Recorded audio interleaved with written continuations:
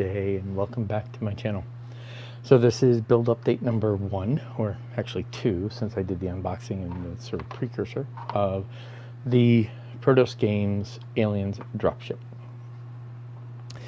So where have I gone? I pretty much have gotten through step 2, which is joining the back half. Like I said, I'm going to work my way from the back forward. I'm going to start at the tail and work my way toward the front of the model, and there are several reasons for that.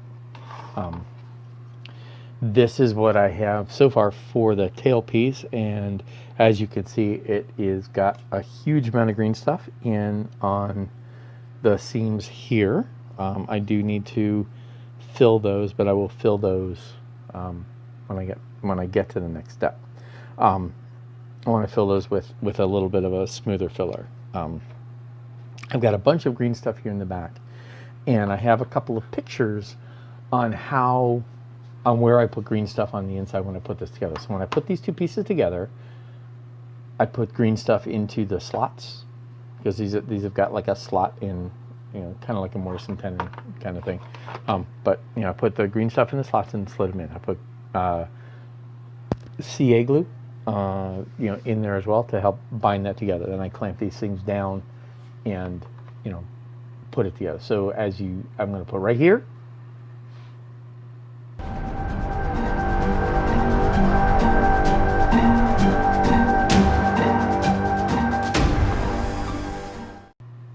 Right, so that's the step in pictures of me putting this piece together. As you can see, there's a lot of green stuff down on the inside. Get a light over here. A lot of green stuff down here on the inside to make sure that that stays solid. And that is probably going to be the procedure I will follow through most of the majority of the major seams. I am going to straighten out where I can, but and most of the surface detailing is not going to be done with green stuff. I'm going to use that as a binder and less of a filler. You see a lot of this sticking out because when I clamped it, it came squirting back up out, and this is where I trimmed it. So now this will be filled, sanded, and finished off. Also at this space, I'm going to be putting a couple of greavellies in here to for detail and for interest, and we'll get to that in a minute. So the overall, this piece is sort of prepped and ready. I'm not going to put the other fins out. Those can go on near last, because as I fiddle with the kit, I don't want to be worrying about knocking them off. Next thing, I talked about these two things. So I talked about these before. These have not finished curing, and I don't know that they're ever going to. This bothers me a bit, because I'm really not sure what I'm going to be able to do with them. I really don't think these pieces are recoverable. So I spoke to the owner of this kit. He is going to go back to Prodos Games and see what they want to do. Barring a positive response from them, I really don't know what they're going to do or say or how they want to handle it. I have a couple of options. One of which is I have one of these kits myself. And I got it a couple years ago, or like a year and a half ago, whatever. And it was a much better pour. There were some other issues, but these pieces are fine. So option 1 is I steal those pieces and toss these in my box, and then these become future me's problem, which is high on the probability list of how I'll handle it. Option 2 is I recast them. I have capability. I have the tools and equipment. It's simple enough for me to make a mold of my good set and recast them. The expense of doing that is not really what I would use more mold than I would like to do that, and I would have no other use for these wings otherwise. So that's really low on the probability list. The third option, which I am leaning toward, is just scratch building these.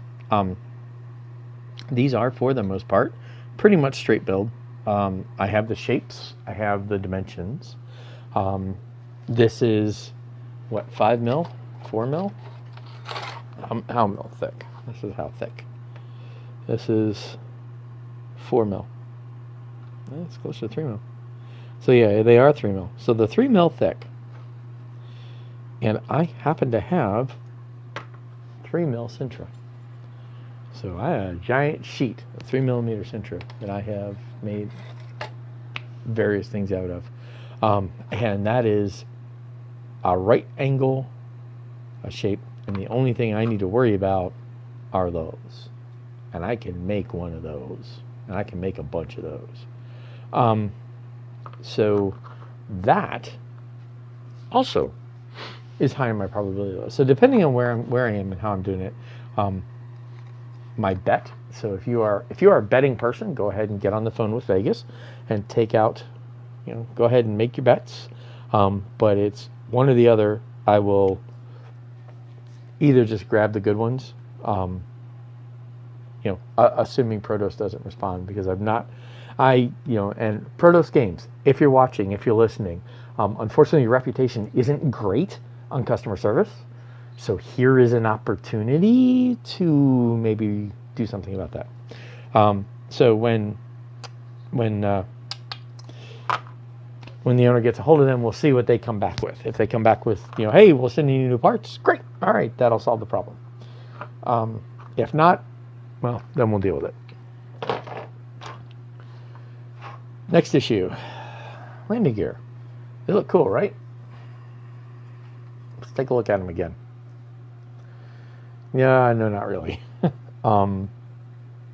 They are warped. They are twisted. The left one especially is really twisted.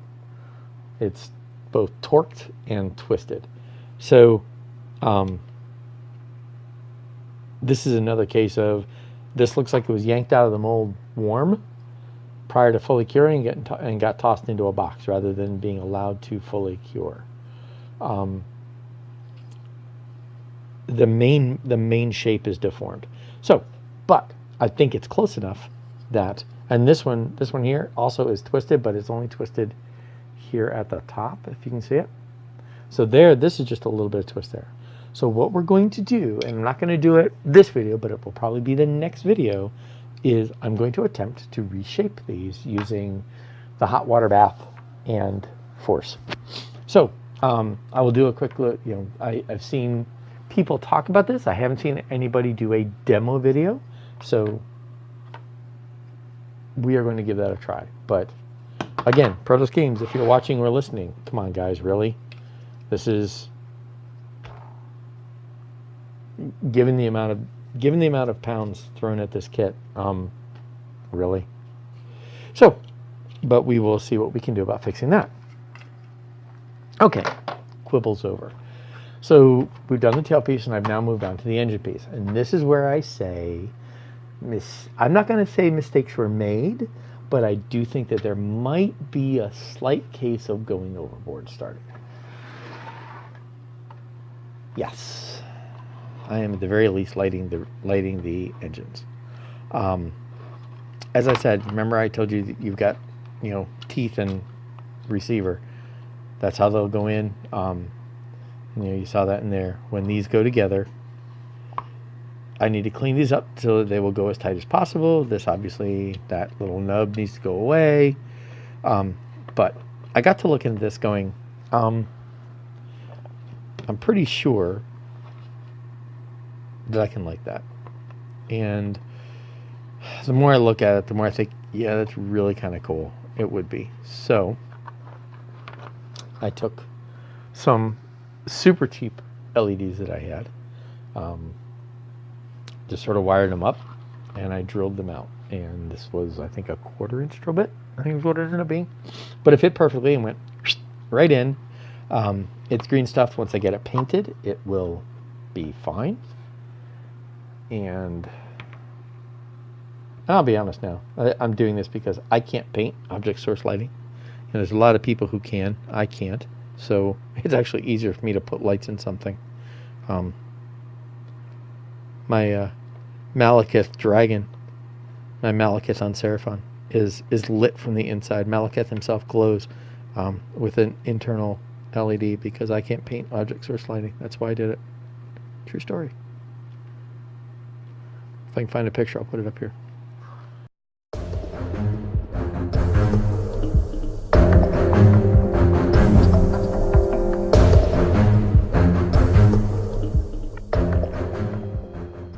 So, there you go. Cool, huh? Well, I think it's cool. I think it will look cool. So that's a start, right? I'm going to cheat, and that's what, remember when I said I was going to put Greavelys under here? I think the ideal place for the switch for this, and the switch is here, little tiny thing. I think the ideal place for that switch is right there. Just a little slide switch right here or right here, somewhere in this trench, which is on the bottom, in the back, nowhere near anything, and easily accessed. So a place where you could easily access, put a thumb down and flick the switch. So I have a feeling that's right there is where that switch is going to go. And as you can see, that's where those wires will go. Where will the batteries go? And I am giving strong concept to dropping the batteries here. We have this big giant piece of branding nobody's going to see up inside here. So I'm giving a strong thought to doing that. Putting them right in there, running the wires back through here, right through a hole in there, and cleaning up in there. That's my current thought. We'll see. But yes, I'm going to light it since I'm going figure in for a penny, in for a pound, right? I like the way those glow right about the same amount that I want to see from them. If you look at the Dropship from the back in the movie, they glow just about the same amount that you see from those. And then I can paint these up for when they're just sitting there and they'll be fine. I can fill these, those will be okay. So that is where we are so far with the Dropship. More to come. This is, like I said, going to be a long, involved process. It's going to take me quite a bit. I have more pieces on the way for this, or not more pieces, but more detailing parts. I'm working at trying to get a riveting done. I'm researching up where the rivets go on the surface detail. So if we look at the front, at the nose, actually I might as well put that right here.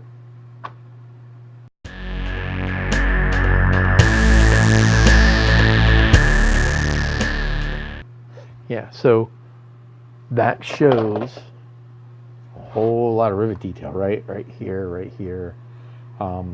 And I think I can get some more looks at where more rivets are, so I can make this very smooth surface much more interesting and add some more interest to it, which will add a lot to what we have here, which is what I would like to do.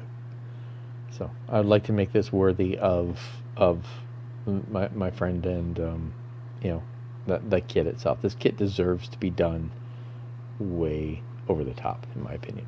So anyway, that said, that's the end of update number 2 for the Aliens Dropship, and I hope you're enjoying this journey.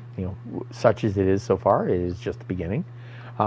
And if nothing else, and I say this every once in a while, but I probably should say it more often. What you see me do a lot of times is take chances. I'm doing something new, so maybe my techniques aren't the best. They may not be the ideal, and my execution of said details might not be perfect. However, what I'm doing is trying. I'm giving it a shot. I'm trying new things. I'm going, hey, that would be cool. What if, right?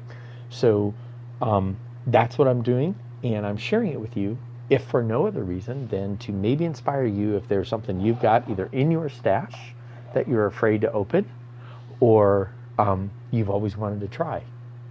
It's just plastic or resin, right? It's just plastic, it's just resin. This kit was not cheap, but it's just plastic. So it's really hard.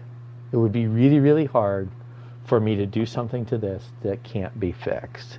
You know, if I'd slipped while drilling these, maybe it would be hard for me to replace some of that detail, but really a little bit of filler, a little bit of patience, and you can fix a lot of things. And you learn skills by taking chances. So try. And I hope this inspires you by watching me fumble and fiddle and joke and flop around here, waffling along on different various kits, that you find yourself inspired to, hey, you know what, let's give it a shot. That kit that's been in my stash for 15 years that I really like, let's give it a try. Or if there's that kit you really want to try, but you're afraid to do the techniques, get a $10 kit. Get one of those, get a $10, Revell something, so that you can try it.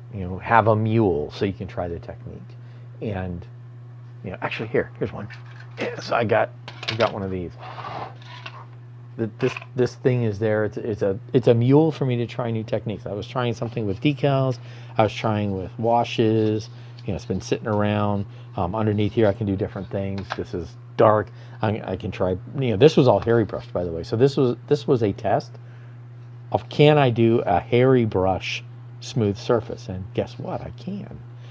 Here, I was able to actually blend the transfers in. So get a cheap kit and try, so then you can go on and try on your cool model. So anyway, all of that was like a whole minute and a half of blah to say, hey, I hope this inspires you to give something a try and go for it, and if nothing else, you come away with the experience of having learned, because nothing is a failure if you learn something from it. So again, I will now stop the waffle, give you a big old thumbs up, and talk to you next time. Thank you.